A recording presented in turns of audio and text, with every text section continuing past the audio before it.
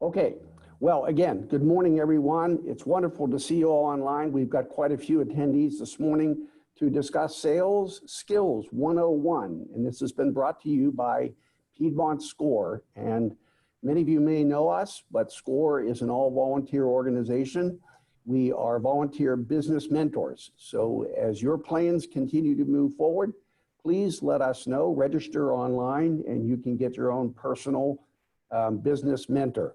We're glad to have you here this morning. My name is Fred Robb, and this morning we are delighted to bring an instructor with many wonderful years of experience in international sales and marketing with Xerox and Simon & Schuster.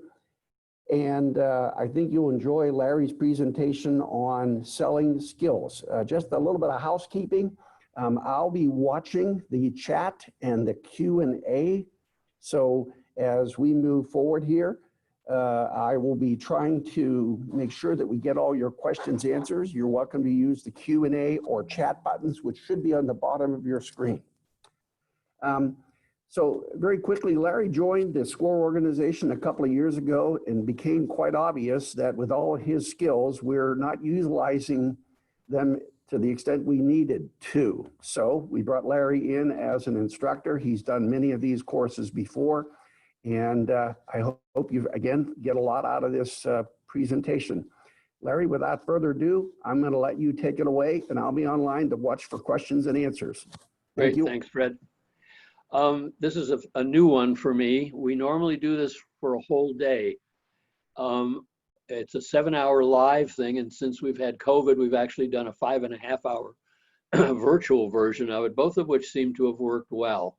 The difference between what we're going to do today and what we do in an all-day session is I'm going to give you examples of how to write your own sales pitch. When we do the all-day thing, you literally come here or do it virtually and you go home with a finished sales pitch. You won't be able to do that obviously in a little over an hour, but you will have all the tools, and you'll also have all the forms you should have in your hands, all the forms that you need to be able to write a sales pitch, and that's what we're going to be doing.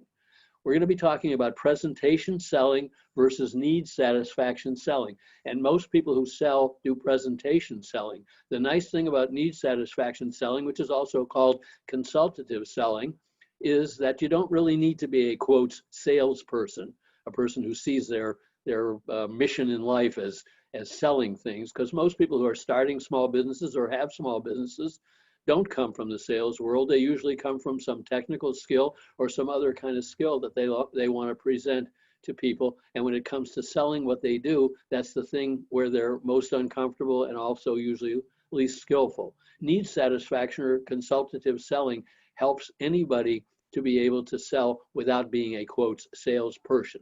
So let's start by understanding the difference between the two. As I said, most salespeople do presentation selling. They walk in and tell people, or they do it on the phone, tell them what they have, and they hope that what they have available is what people need. The total difference between consultative selling is first you find out what people need, and then you tell them what you have, only that which matches those needs. And if you think about it,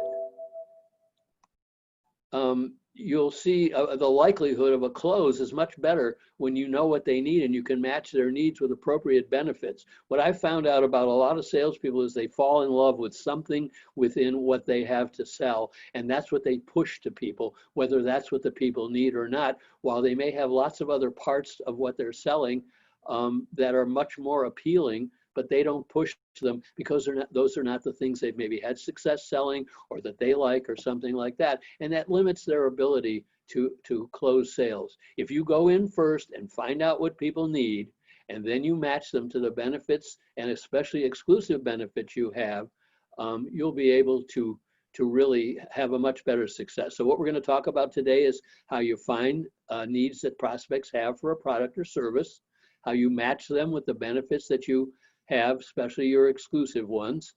We're going to talk about how you close sales based on that information, and I hope we'll even have enough time to talk about dealing with objections, which is one of the things that a lot of people, of course, have to do.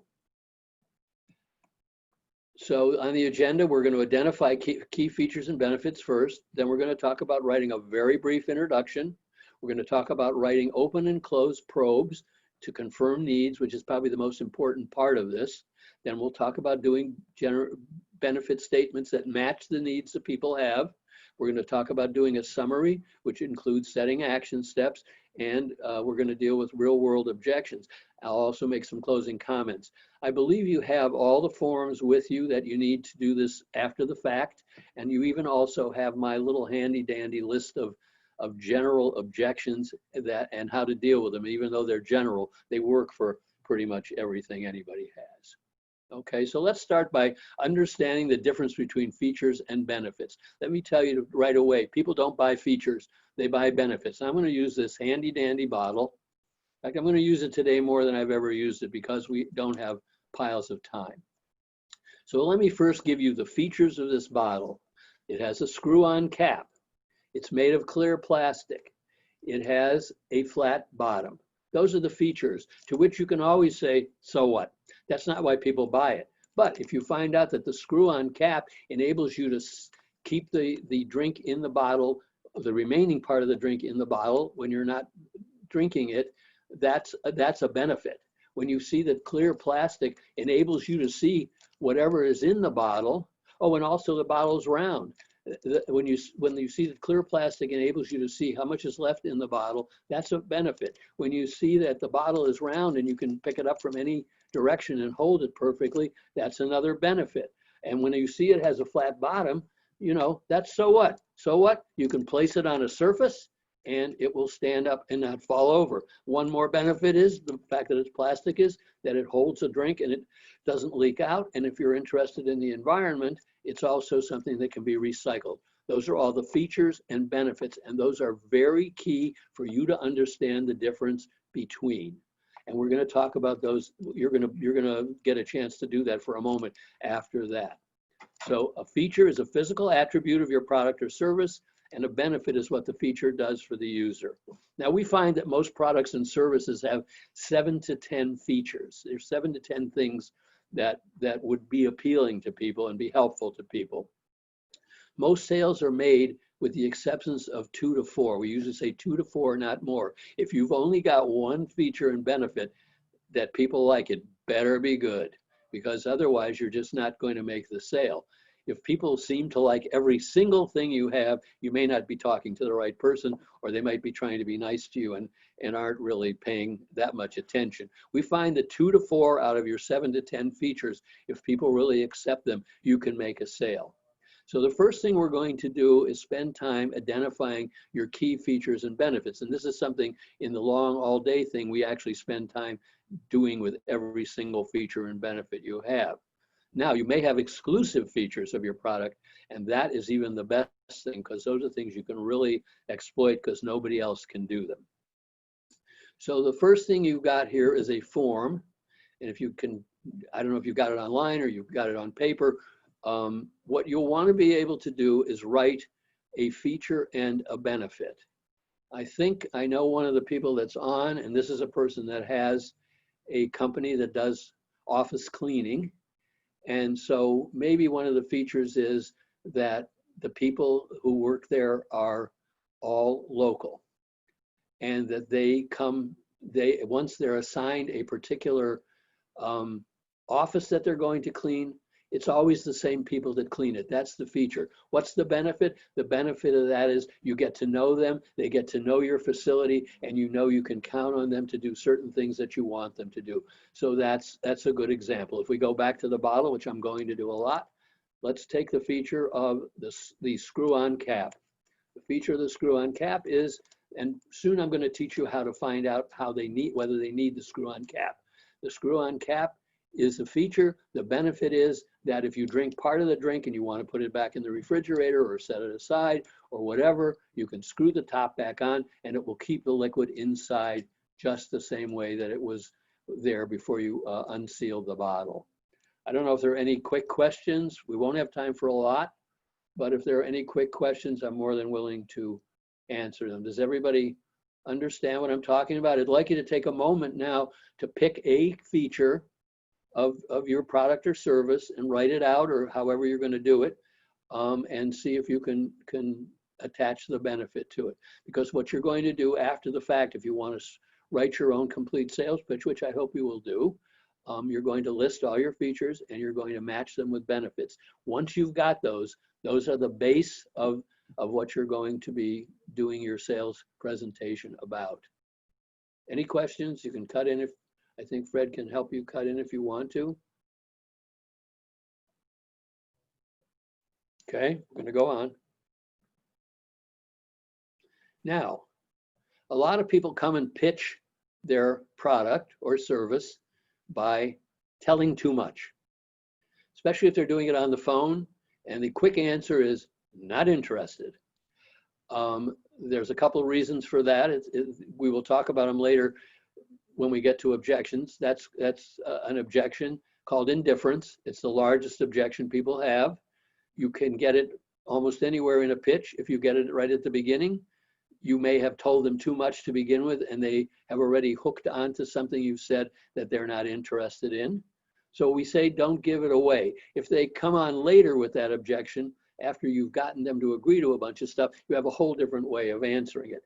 I like to answer the opening not interested with, gee, I'm not surprised, or gee, I'm not surprised, because I haven't had a chance to tell you how the benefits of the service or product we have may be helpful to your organization.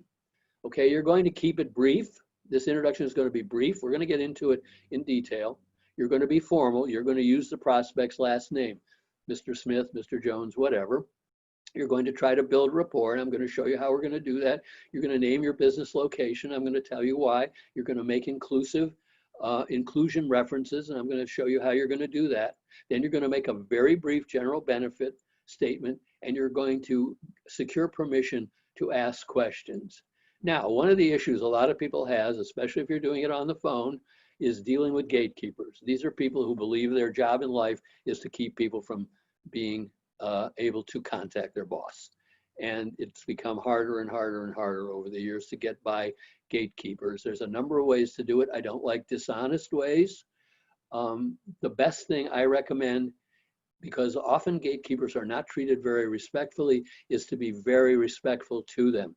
If you ask people for help, most people you will find will help you. So if you call up a company and you don't know who the person you're trying to reach is, you say, I need your help. I'm so-and-so, and I'll give you the introduction in a moment. I need your help. I need to know the person who's in charge of purchasing cleaning products or any number of other kinds of things like that. I'm doing this to a great degree in terms of business to business, but you can do the same thing with a personal kind of service like home health care or house cleaning on an individual basis, or selling some sort of product to a homeowner. So at the beginning, the best way to get through a gatekeeper is to ask for help. The very best thing to do is to go online and find out anything you can find out. If you know who the buyer at a certain company is before you call and just ask for that person as though you know them. I have found one little sort of dishonest, but not totally dishonest trick is to say, we're the people that provide the whatever it is. You don't say it to you, but if you say we're the people that provide the whatever, they may think that you are the person who provide that kind of stuff to them. That's about as far as I'm willing to go with not being totally honest when you're trying to get through. Another thing you can do is ask for the name of the person who does the kind of buying that you want, and get off the phone. And then call back a week later and just ask for that person, because then you have that person's name and you have a better chance of getting through. Believe me, I recognize how not easy it is to get through gatekeepers. Let's go on. Now, I have spent years, literally years, refining what you are looking at right now. And so I'm going to tell you that I think you should do it the way I wrote it, because I've spent years refining. You're going to see several of these as we go along. I always like to say hi or hello, Mr. or Ms. I use the last name of the prospect. I believe in using a respectful approach to people. I don't like to use people's first names without their permission, and I don't ever ask them for permission to use their first name. If they say, call me Larry, then it's fine to call them Larry. But I do not ask them if I can call them by their first name, and I do not automatically call them by their first name. I have to feel very, very comfortable before I do that. You can never go wrong by being respectful. You can go wrong easily by calling someone by their first name if they don't feel they're at a stage in a relationship with you that it isn't appropriate. So I always say my name, first name, and last name. Why? I don't say I'm Larry, because if they're Mr. Smith and I'm Larry, I have already placed myself in a position beneath them. The fact is, people like to buy from people who are their peers. So they've got a last name, you've got a last name. Of course, you're going to say your first name. They may start calling you Larry. I don't know why they do that unless that's your name, which is my name. But if they start calling you by your first name, that does not grant you permission to call them by their first name. Please kind of keep that in mind. I know that generationally, that's probably something you're maybe scratching your head about. I come from a generation where people need to be treated with respect. And I still believe that if you treat people with respect, no matter what your age and their age is, that will never hurt you. Okay. Name your organization so that people know who you are. Now, the next little section is very critical. Let's say that you're in Five Forks and that most of the people you're attempting to do business with are in Five Forks. So you might say, "Hi, Mr. Smith, I'm Larry Block with SCORE here in Five Forks." Now, if you're talking to people all over the Greenville area, you wouldn't say here, you would say, "I'm Larry Block in Five Forks." If you were talking to someone in the general region who might really not know where Five Forks is, you could say in the Five Forks suburb of Greenville. There's a reason for doing this. By the way, if you're talking to someone from another part of the state, you might just say in Greenville. If you're talking to someone from another state, you might say in South Carolina. If you're talking to someone on the moon, you have to say I'm in the United States on the planet Earth. The reason you're doing that is because you want them to visualize where you are. That is a rapport builder. It's not an accidental thing. It is not something you're doing just as a throwaway. There's a reason for it. You are getting them to picture, to visualize, which by the way is one of the best tools you can use in selling. You are getting them to visualize where you are. They can picture Five Forks. I'm just picking that out of the air. They can picture Greenville if you're talking to someone in Columbia. They can picture South Carolina if they're in North Dakota. So those are ways that you are loosening a person up and starting to build rapport with them. We go on to say we provide whatever it is we provide in a most brief sort of way. I'm gonna go back to the person who has an office cleaning service. We provide office cleaning services for companies and organizations. We provide professional, locally sourced office cleaning services for companies or organizations like you that enable them to count on having a clean office, cleaned by people who will be guaranteed to keep their office safe. Something like that. I'm making this up as I go along, but I'm talking about that. That is as long a benefits presentation that you want to make. You want it no longer than what I just did. So I hope you're following me that far. You don't want to give away the store, and that's why you don't say too much. And you want to use terms like enable. I know the word enable, by the way, that's one of my favorite words. Enable has become a word that people don't seem to want to use. They say permit them. Well, permit them, it means gives them permission. Enable means help. That's all the word enable means, is help. I think the word enable has gotten a bad rap because they think of people as enablers who help people who have drug problems and stuff like that, but it's a shame. You're really enabling people, you're not permitting them. And I hear people say the word permit them to do such and such. You're not giving them permission, you're enabling them, you're helping them. So just something to think about when you write your pitch, and you should write this out just the way I've done it. Now, before we go on, and this is what makes the difference between the presentation seller and the consultative or needs satisfaction seller, is you ask permission to ask some questions. May I ask you just a few questions that will help both of us determine whether what we have to offer here, and you name their company, what we have to offer your organization will be of benefit to you. What you want to do here is you're getting permission to probe or to ask questions. So that's the introduction.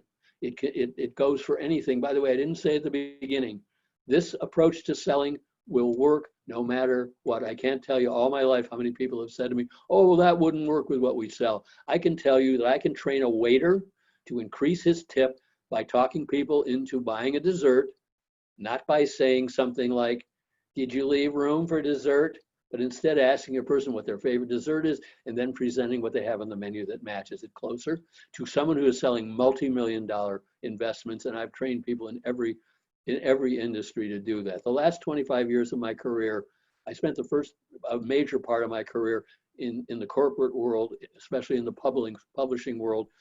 And I worked at Xerox and Simon & Schuster and other large corporations. I traveled all over the world for Xerox, calling on libraries and places like that.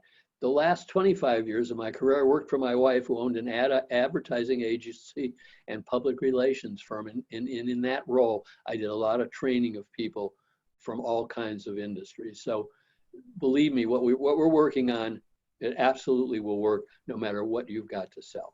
Okay, so I don't know if I'm going to ask every time I'm going to say, is there any questions?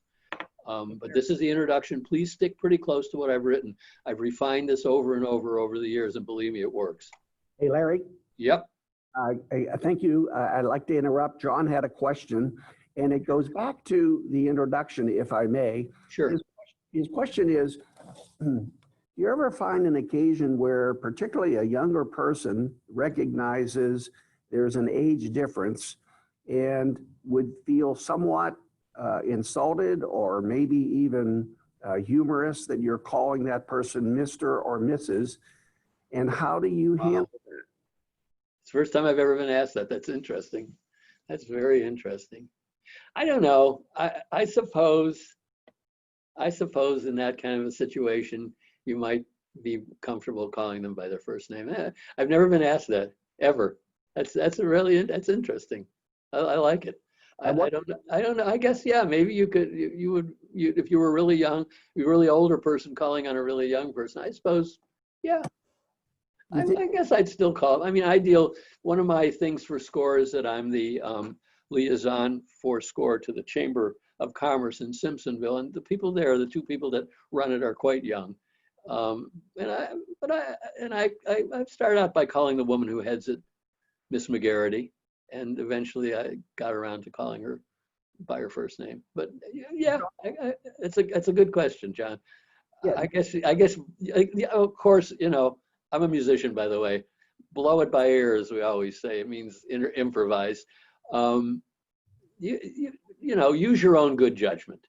There are situations. Listen, I've had people that I call by their last name and they say, call me so-and-so. And I continue to call them by their last name because they were people of such level of importance that I was embarrassed to call them by their first name. So, and sometimes that doesn't work either because sometimes it makes them mad. But there are, use your best judgment. In all cases, use your best judgment. But that's an excellent question. So, and one more thing, Larry. I would suggest that maybe that's an opportunity to sort of break the ice with maybe some humor. Yeah, sure. Absolutely. Yep. Okay, good. I like it. All right, so you've got your script thing there that you can use to write your sales pitch.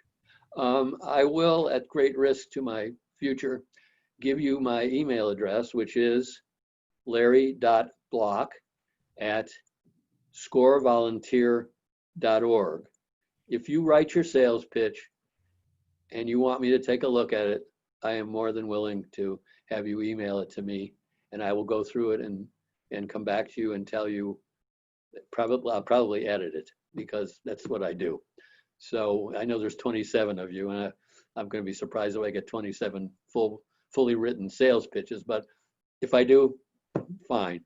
So if you feel like writing, once you finish writing your pitch, if you want to send it to me, larry.block, BLOCK, @scorevolunteer.org, I will promise you that I will read your pitch and I will give you some editing. I'll probably just rewrite it or edit it in a way that you can see what I've suggested and stuff like that. All right, so there's the form that you should have to be able to write your pitch. Okay, now here, this to me is the most important part. It's called writing probes. Probes are questions. This comes, by the way, from Xerox Corporation, where, as you know, I was an international vice president. I had 500 people working for me around the world. I could not bring them all into the United States to train them, so I went through Xerox's training the trainer program. So when I was out around the world, and it could have been Tokyo, it could have been Hong Kong, it could have been Rio, it could have been Paris. Thank God I got to go all those wonderful places at somebody else's expense.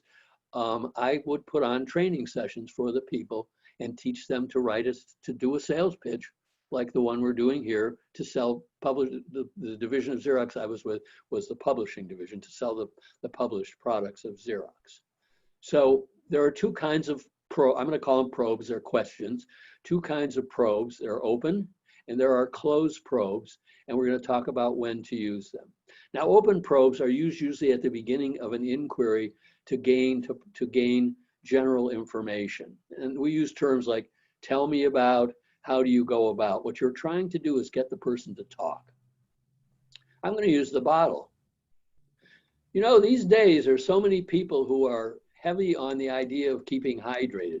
How do you go about keeping yourself hydrated? And you will hope that the person may tell you, well, I drink water out of water bottles. Or they might just say, yeah, I try to keep drinking stuff. You may have to prompt them.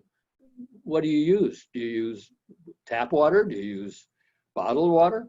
How do you go about hydrating yourself now? So when you do that, you're getting the person to open up to you and give you some general information, because that general information will help you when you start doing the rest of the probes. The rest of the probes are closed. The closed probe really are used to secure confirmation. And some of the examples of, so what you need is, or is that something that works for you? Would a way to overcome that problem be something that appeals to you? You're looking for yes or no. Sometimes you're looking for a number. How many people work here? 28, that sort of thing. So that's kind of how those two kinds of probes work. We're going to talk about those quite a little bit more, because it is the most, to me, it is the most important part. It is also the longest part of a sales presentation. So I did an open probe about hydrating, because I wanted to find out if the person used water bottles. If the person said, I only drink tap water out of a glass, it's time to move on to your next prospect. I used to have a boss that said to me, it's better to get a quick no than a dragged out maybe. So if I find someone who has no interest in drinking water or any kind of drink out of a bottle, then this is not my potential client for water bottles. If, however, there's someone who uses bottles of water, then I can find out what it is about the bottles that appeals to them most. And we're going to go on now and talk about more about open and closed probes. Okay, what I want you to be able to do is write an open probe to introduce your inquiry process. And you're not going to do them a lot. Now, some people like to use them more than once, and it depends. Again, you've got to use your own good judgment. Usually a good open probe to get an understanding of their business, if it was the office cleaning business, the open question is, how do you go about keeping your office clean now? And if the customer says, my wife comes in at night and cleans it, okay, that's good. Or they might say, I don't understand what you mean. And then you say, well, there are lots of different ways to clean offices. I'm wondering, do you use an outside service? Do you do it yourself? Is it done during the day? Is it done during the night when no one is there? And then you'll get the person to answer some of those questions that your open probe is intended to uncover. Okay, once you've got that, then you're going to write those closed probes.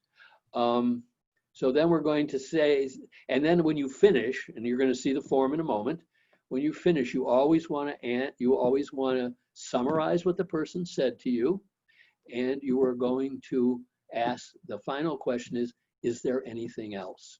Now, is there anything else is an interesting thing, because sometimes it encourages people to drop some objection. We're going to talk about objections. I'm not going to waste any time with that now. We're going to talk about the objections as we get to the end. I'll only say that you're going to deal with objections. I'm going to say immediately, you're going to deal with objections as they occur. You may be able to defer them. Sometimes they're going to say how much. And in most cases, how much is not just a simple $23.44. It depends on what the people want, and you're able to say to them, when I find out more about what you need, I'll be able to give you an exact figure. Okay, here's the form. I haven't done enough yet with you on it. So one of the things we want to do, and this is something I've done very recently, I've created a little prompt for you. In the case of a general open probe, I like to write, tell me about, or how do you go about. So I've given you a nice little start there, so you can write an open probe.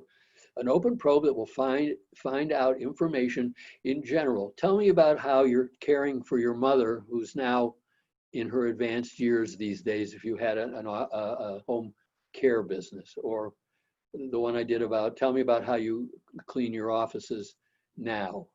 And the one I did about the bottle was, tell me about how you currently hydrate, okay? So then you're going to go on, once you've done that, you're going to go on in this form, which you have, you will write your feature and benefit in that little left-hand column, just briefly, abbreviate it.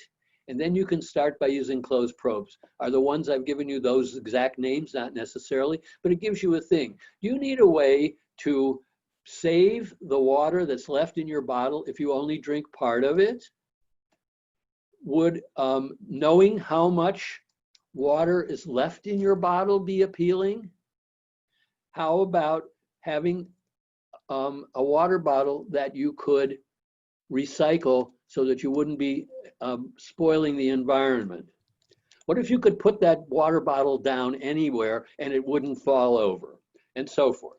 So like I said, I've never done this before with the water bottle. I'm trying to use it as a way to give you the information quickly. So those are the probes you want to ask.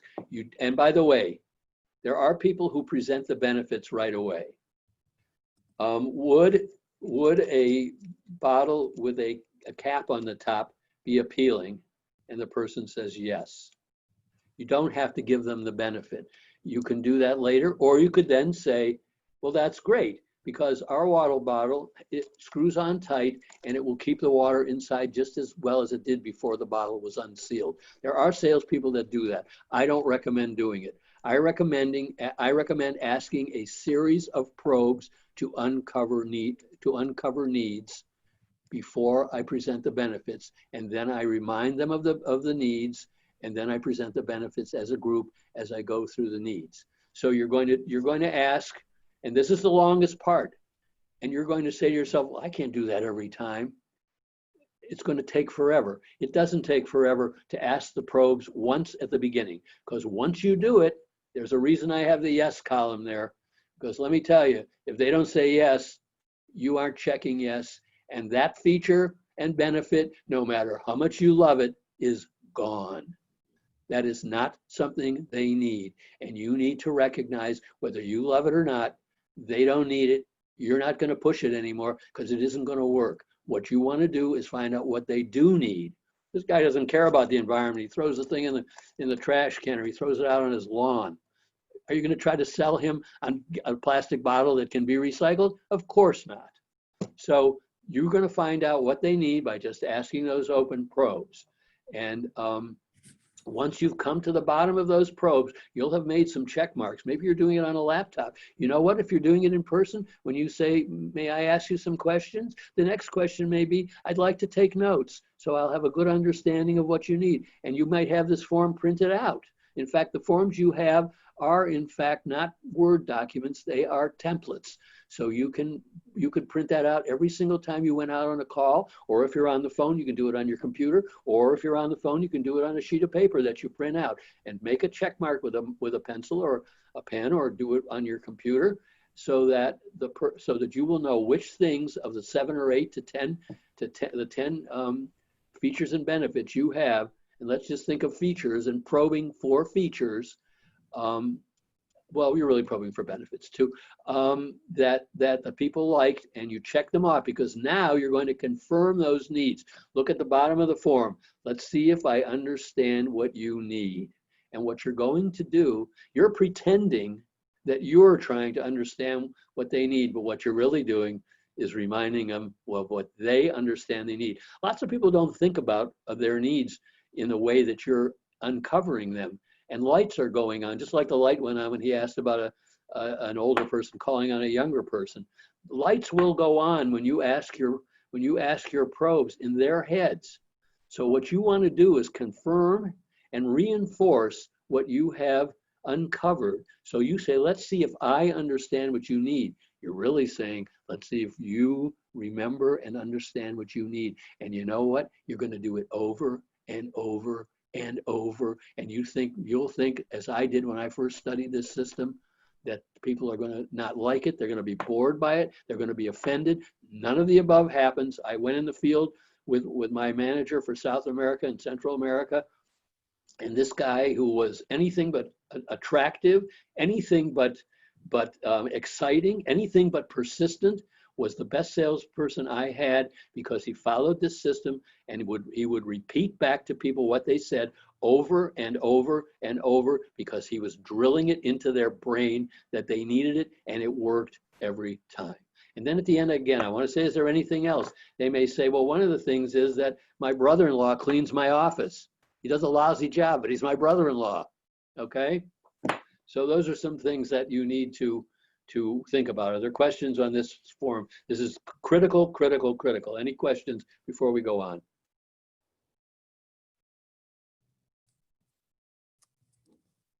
I haven't seen any, Larry. Okay, we'll go on, fine. Good, thank you. Okay. Once we finish that section, and it's a long one, it'll never be long again. I'll tell you that 3 times. That takes time to ask all those questions, but it'll never be long again, because now you know what they need. It's 2 to 4 of the 7 to 10 things you ask them is what they need. Throw away the others, even though you love them, throw them away. You're going to concentrate on the things that people need. So you confirmed their accepted needs from the probing section, okay? Now we're going to open the benefits section with a positive reconfirmation, reinforcing their needs. I didn't write it here, but I like to say, great. Great's a great word, by the way. Great, and again, here I am telling you, I have spent years refining what I've written here, the example. Great. You know, Mr. Smith, what you've just told me is what I hear from a lot of companies, organizations like yours, or people like you, who have taken advantage of what we have to offer. Now you're going to a third party. People do not generally, less than 10% of people like to be what salespeople call pioneers. They like to buy, pioneers are people who like to try something really new. Most people like to buy something that they know other people like them, critical, like them, have found useful to them. And that's why I say this is what we hear from a lot of people, companies, organizations like yours who have taken advantage of what we have to offer. Now I'm going completely third party. I'm taking a lot of the pressure off them, and I'm showing them that somebody just like them, that they also respect, said they needed. And what am I going to do? I'm going to repeat what I just did in that section where I said, let me see if I understand what you need. I'm going to say those things over and over. As you go down this funnel, you will tighten them up and say them in briefer and briefer ways, but you'll say it again. They needed a bottle they could reseal. They needed a bottle they could set anywhere. They needed a bottle that they could see through so they knew how much was left. And they needed a bottle that could be recycled, okay? And maybe they didn't want the recycle, so I wouldn't have that in there. But I did it quickly and succinctly, and I'm banging that, what they said they needed, into their brain. And in this case, I'm not even talking about them. I'm talking about somebody like them, okay? I've seen people go on from here and not talk about what they needed, what the person they talked to needed. They'll talk about the person the third party needed. I'm not recommending you do that. But anyway, they said they needed this, this, this, and we were able to fulfill those needs. I still haven't said a benefit yet. I've only said a feature in a probe uncovering what they need. And then we go on to say, for example, you said you needed. And here's how we do it again. You said you needed a bottle that could be resealed because you don't drink all the fluid when you first open it. Okay. Then this is where I actually say my benefit. That's great because the bottles we have screw-on caps, and you can seal that bottle back up and put it back in the refrigerator, and it will hold the liquid just like it was before the bottle was unsealed. That's the benefit, okay? We're going to go on from here, but giving you the lecture section of it. We'll go to the form in a moment. Last, you're going to do a general confirmation statement, which also could be known as a trial close. How does that sound to you? So now you've gotten down to 2 to 4 things they said they needed. You've reminded them of them, but did it in a third party. Other people like you have told us the same thing. These are people who've taken advantage of what we have to offer. You know, Mrs. Smith, what you have told me is what a lot of people like you have told us, and they've taken advantage of what we have to offer. They said they needed this, this, this, and this, and we were able to fulfill those needs. For example, you said you needed, and then you will start into the section where you will tell them each of the benefits that match the needs that they said they have. And at the end, you're going to do this general acceptance confirmation statement. How does that sound to you? I can tell you this, if you've asked the right questions, you've confirmed needs, you presented benefits that match those needs, when you said, how does that sound to you? They're going to say, fine. They very well may come up with that old question, how much? Or they may come up with one of the objections, and you'll deal with it at that point. But I promise you, if you've asked the right questions and you've uncovered needs, and you match those needs with worthwhile benefits, you will find that when you come to that confirming thing, how does that sound to you? They're going to say fine. They are. They're going to say fine. They may say something else. They may have some objection or some, more likely a question than an objection, but pretty likely this will work. And this is what makes need satisfaction or consultative selling so much more successful than just going in and telling people what you have and hoping something you're throwing up against the wall sticks. So there's the form. This is what I want you to work on. Again, use my words as closely as you can. They've been very carefully parsed over the years.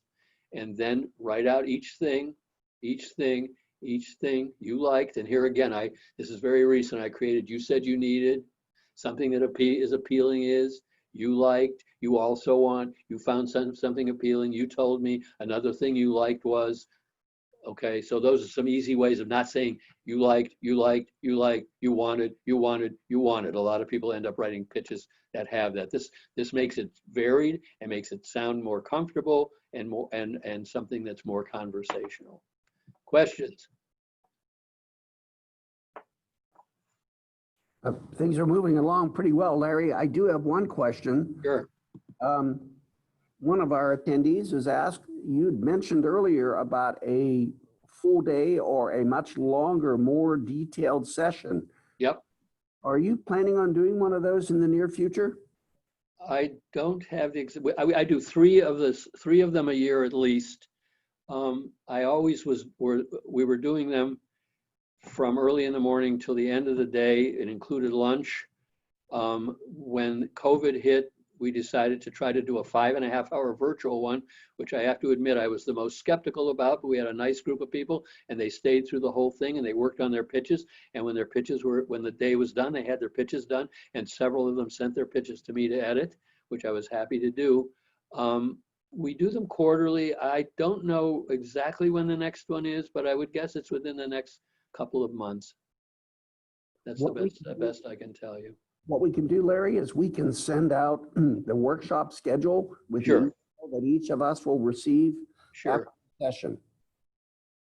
Good. Okay, we're moving along really quickly. I'd like to go back and I'm going to go back some slides and review what we've done so far. We wrote an introduction that is brief, to the point, and is very carefully crafted to have such general benefits that there's nothing they can throw away. And at the end, we're asking for permission to probe. We're being formal enough to use the prospect's last name, usually, and we're trying to build rapport by telling them where we're located so they can visualize, and making sure that they know that other people like them have used our product or service, because they're more comfortable buying something that most people are more comfortable buying something that people like them have already accepted. Okay, and we use that sample introduction. We talked about open and closed probes.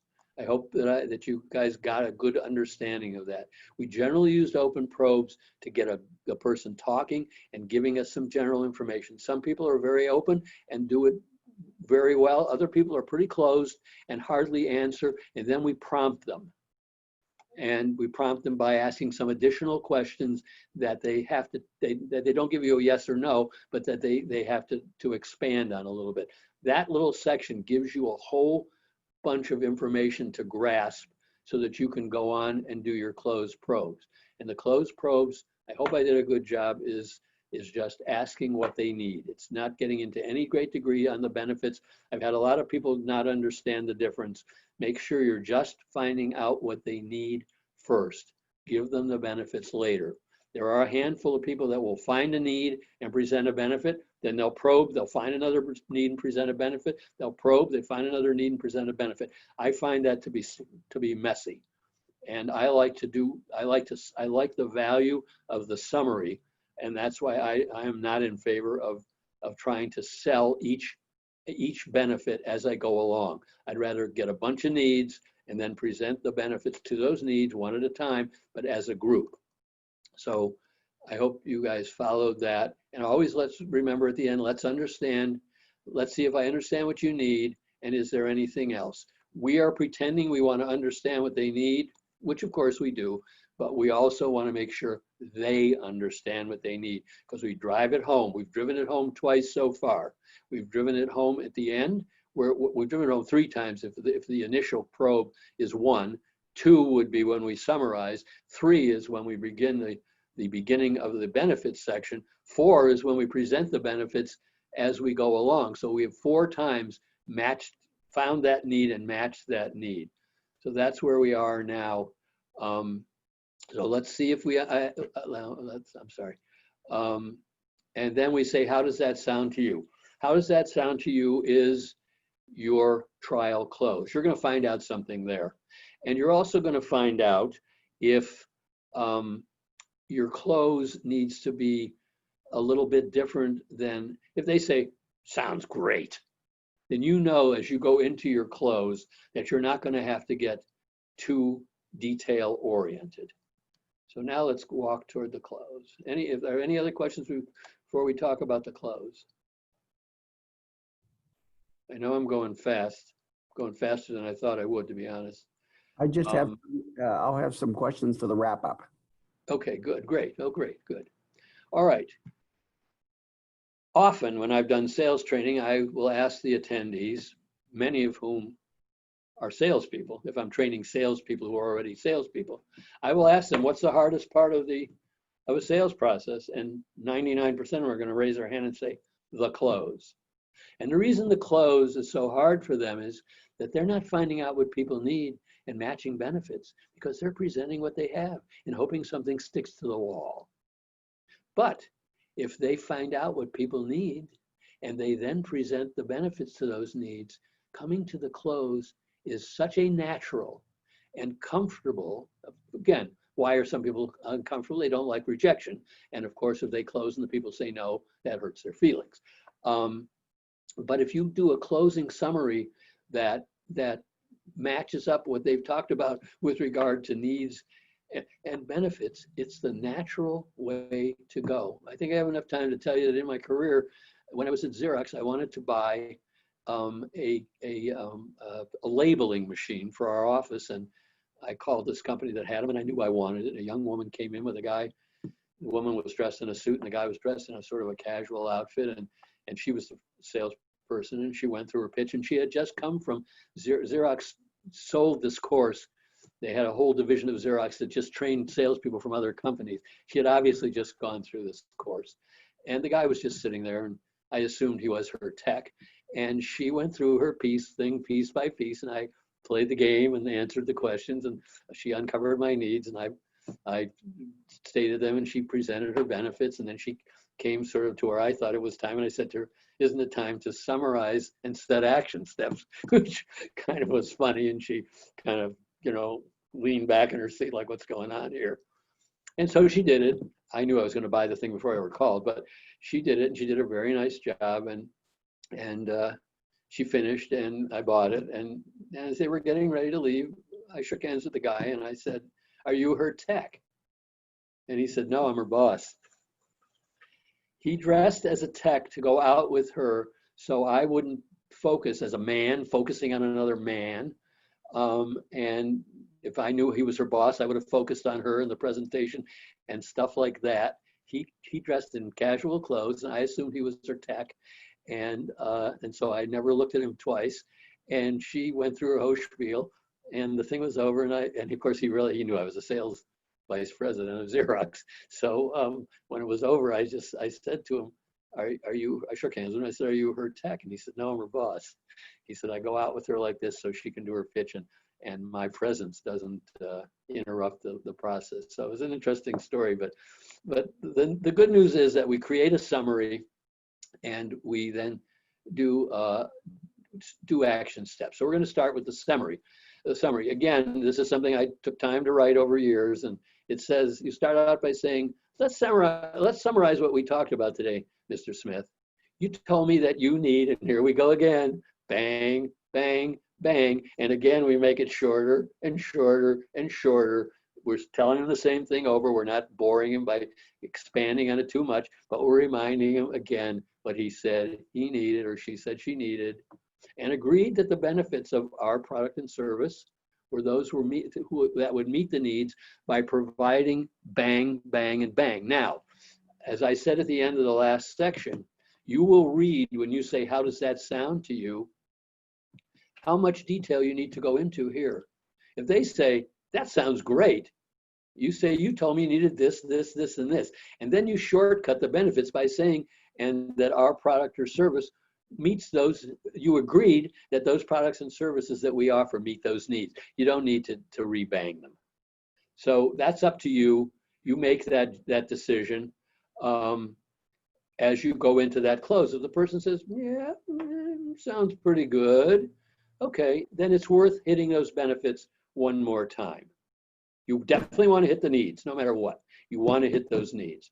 But whether you need to bang the benefits that match them, and you see where I did it. I didn't do it one against the other. You said you needed this, and we did that. You said you needed this, and we need that. You said we needed this, and we did that. I'm not doing that. I'm just saying you need this, this, this, and this. And we met those needs by providing a bottle that was round, and it was made of plastic, and it had a screw-on cap, and it had a flat bottom. You wouldn't even necessarily say, you could say, and the bottle that we present met all those needs. All right? Going on.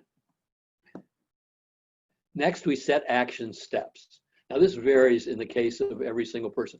I just helped a SCORE client who is a marketing consultant write a sales pitch. And by the time we finished the sales pitch, we decided that the close was not for him to try to get them as a client directly. We decided the close was for him to try to get them to allow him to come to their office and do a 1-hour free marketing program assessment.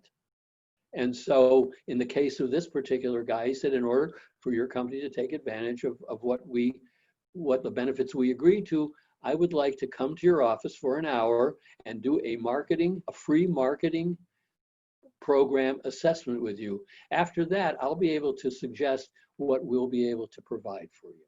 So that's what we did there. In many cases, it wouldn't happen. Let's go back to the office cleaning person. In order for your company to take advantage of the benefits we agreed to, and we uncovered things, and we're not going to say that now, but we uncovered that they want to have people who are bonded. They want to have people who are from the area and who wear uniforms. They want to have people that are the same people that would clean their office every night, that they know that these people have learned their office and know what to clean. They want to know that these people are trustworthy, that they may have gotten to know them, that they can trust them, that they maybe can tell them something as they leave for the day that especially needs cleaning. Those are some needs that may have been uncovered in the process. Those are needs you would have banged at the end of at the beginning of the sales close in the summary section. And now you would just say, in order for your organization to be able to take advantage of the benefits we agreed to, I need to come to your office and do some measurements and see what needs to be. I'm going to do the office cleaning. I need to come to your office and survey the amount of square footage you have and the various things you need to have cleaned so I can provide you with a firm quotation. Okay, in some cases you can say to them, I'm going to provide you with our pricing now. In order for us to get started, you'll need to provide me with a signed contract or whatever it is. So that's the close, and that's why the close is not scary. It's not something you need to be nervous about. It's not something you need to be a killer salesperson to do. If you have uncovered needs and you have matched benefits and they have accepted those benefits, summarizing what they said they needed and accepted and setting action steps is something that it should be very comfortable to do and in most cases should work. Now, this may be the place where they come up with some objection. My brother-in-law cleans my office. What am I going to do? You know, and then we're going to deal with those objections, including we're going to deal with his brother-in-law. Okay? Make sure the summary part is brief. And in the action steps, make sure you're straightforward and simple, because in the terms of salespeople, this is what they call the ask. Excuse me. This is you're essentially asking for the order by doing this. So it's not hard on you, and it's also not hard on the customer. Do you want to buy? It's not anything like that. It's just very, very simple and logical. So that's the end of that section before we go on to objections. Questions there?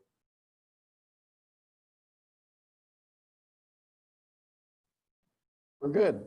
We're good. Okay. I've got the form for you there. Write your summary and then write your action steps. And I said, again, I'm more than willing to take a look at what you wrote. I will be kind, critical, but kind. And I've written, I cannot tell you how many hundreds of sales pitches. When I worked for my wife's ad agency, one of the things we did was write sales pitches for clients.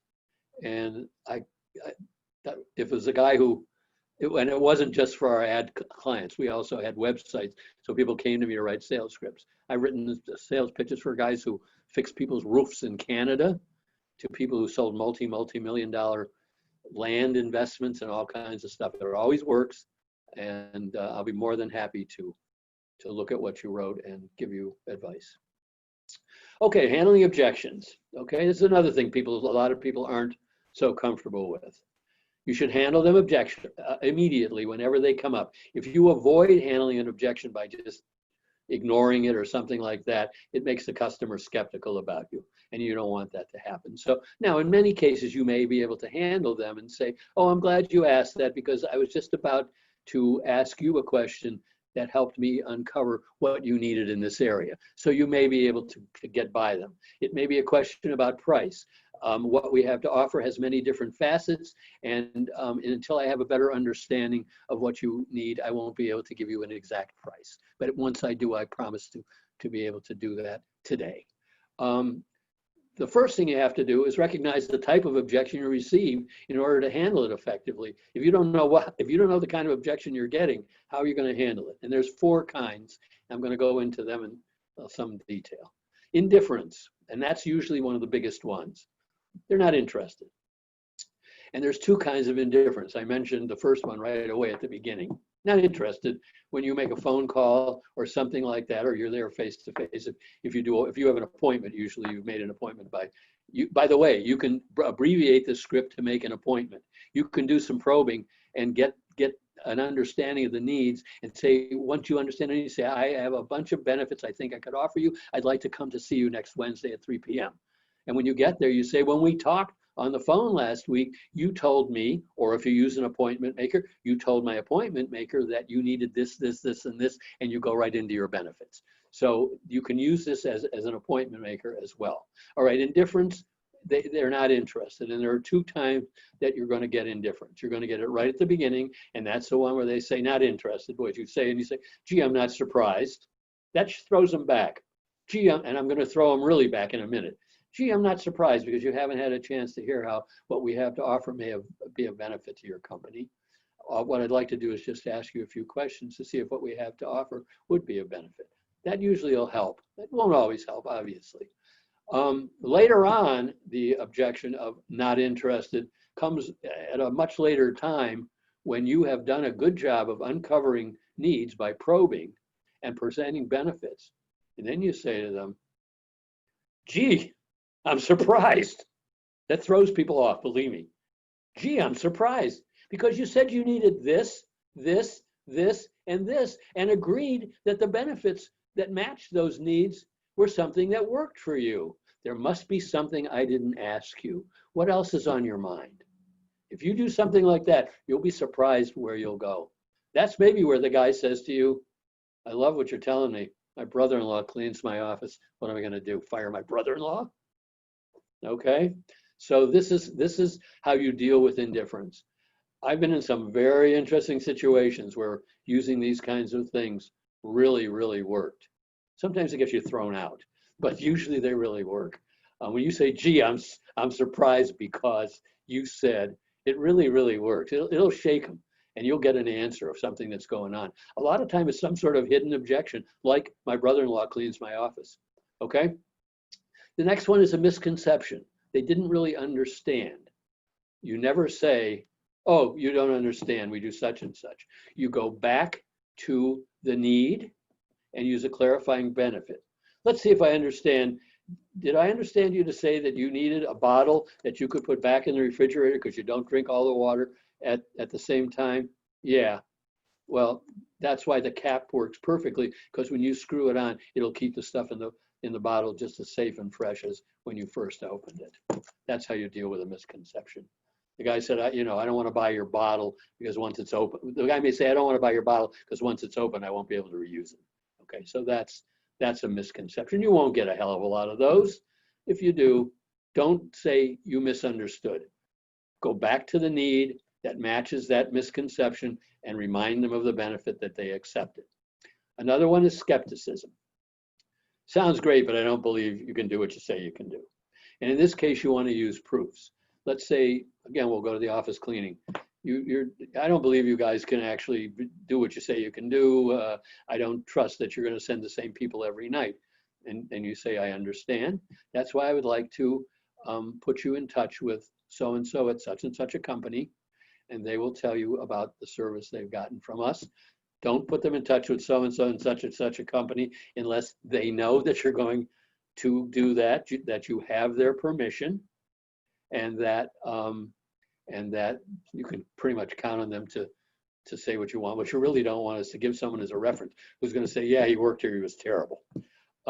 So be sure that you've got a person who is going to answer that question and is willing to be called occasionally. You've got to say to a person, I'm not expecting a lot of people to call you, but I'm pitching some people in the next week or so, and if they want a reference, I would really appreciate it if they called you and asked you some questions, if you'd give me a good reference. If they say, I'm happy with what you do, but I really don't have the time, say thank you anyway.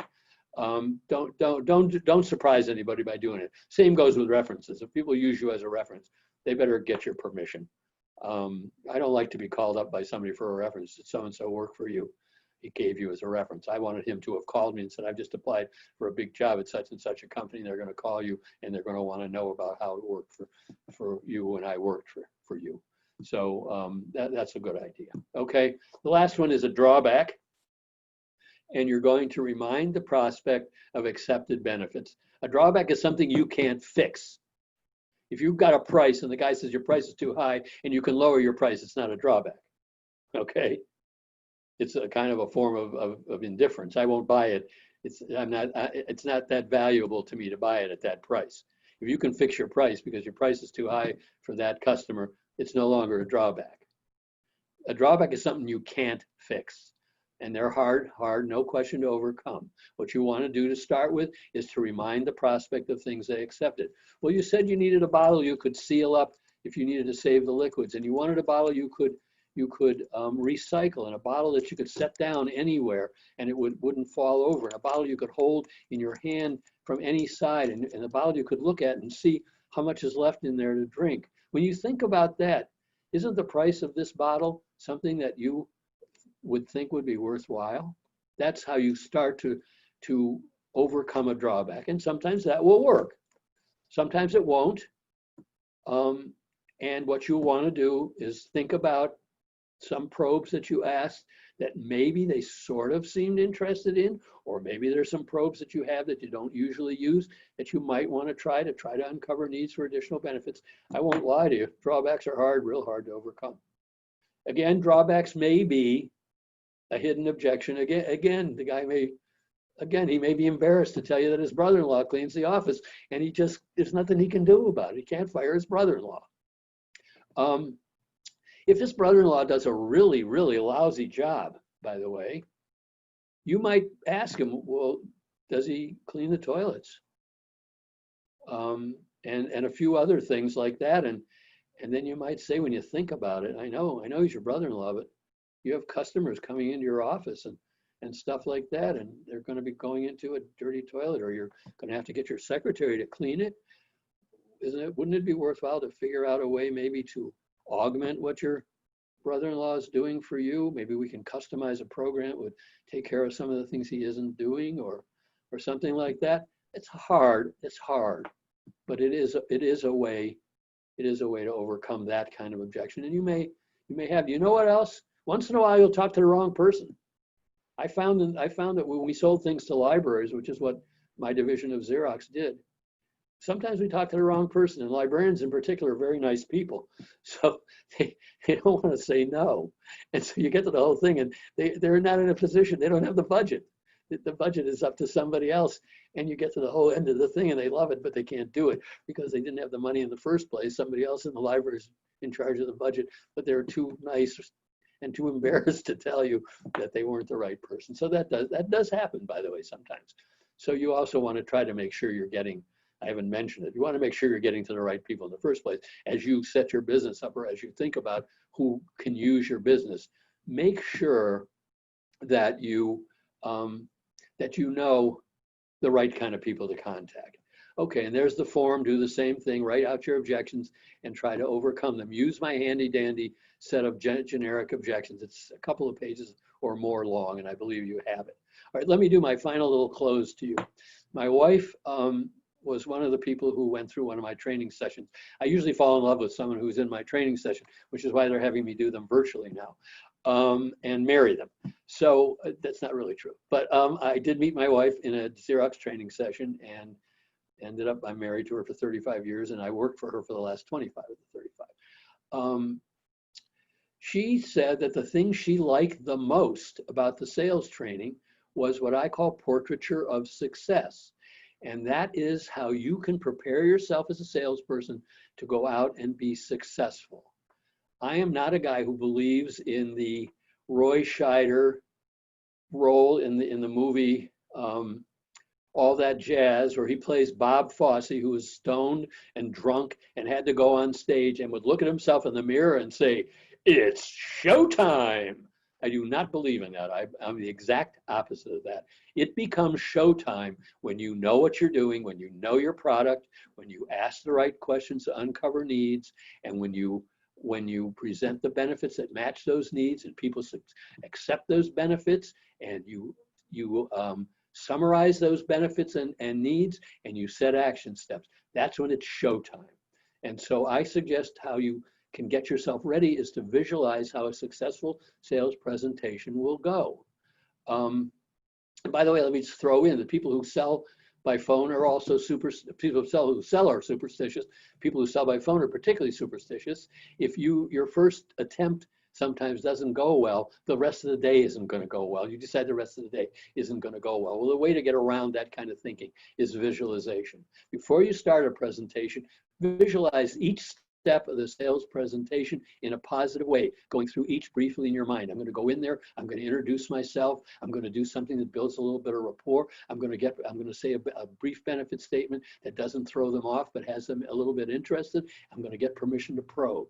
I'm going to ask the right questions. I'm going to find out 2 or 3 or 4 things that they need. I'm going to summarize those things to make sure they understand what they themselves said. Then I'm going to hook them to somebody else like them who liked it, and then I'm going to go through each one of those needs. I'm going to present the benefits, and I'm going to ask and see if how I presented those benefits is something they liked.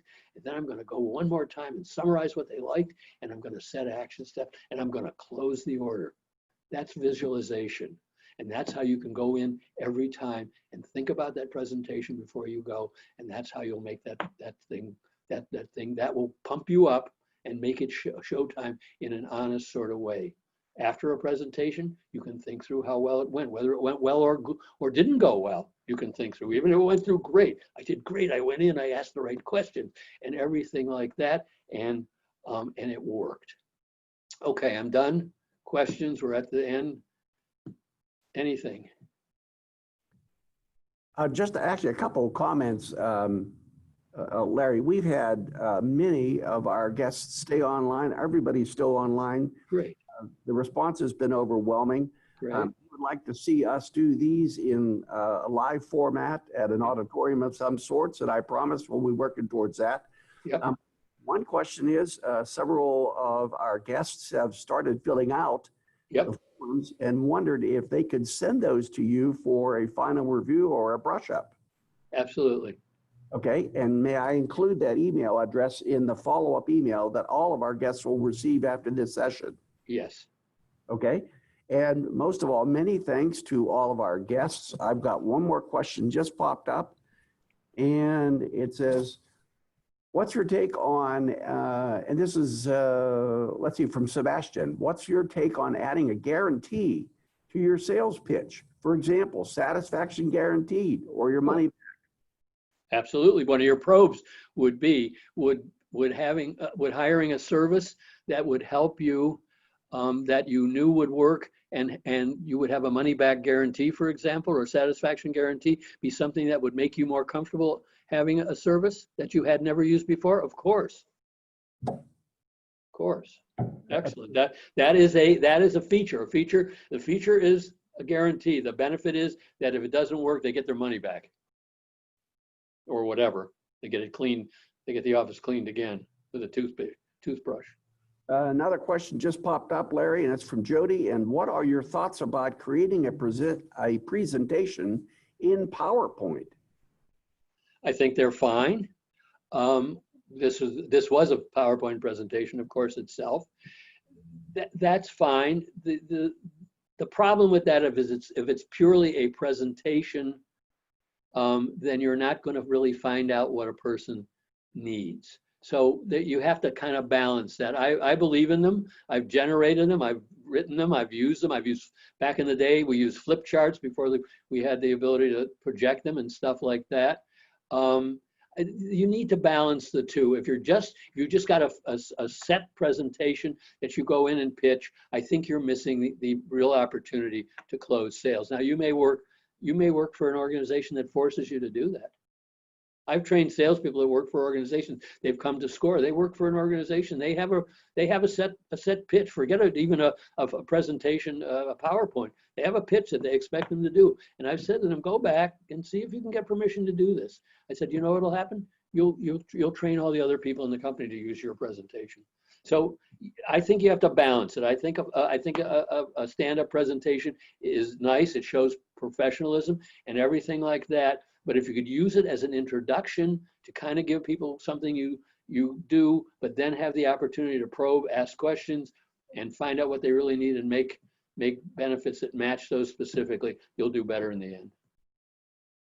Seems like to us that the true secret or guarantee for success would be to seek more of an interaction with your client rather than just a straight pitch. Right, consult with them. Yep. That's excellent. They'll feel that you care about them. The probes and the end of the probes where you say, let's see if I understand. You're being polite to them. You're showing you care about what they need. Well, in addition to all the thank yous we just received, I want to thank on behalf of SCORE and certainly Larry and myself, many thanks to our guests for hanging in there. We're always available to help. Please go on score.org and we can help you with an assignment or any type of mentoring needs you have. And most of all to you, Larry. Yeah. We appreciate your style and your wisdom, and we hope to see you in more of our presentations. And to the rest of you, have a good, safe, and happy day. Thank you very much.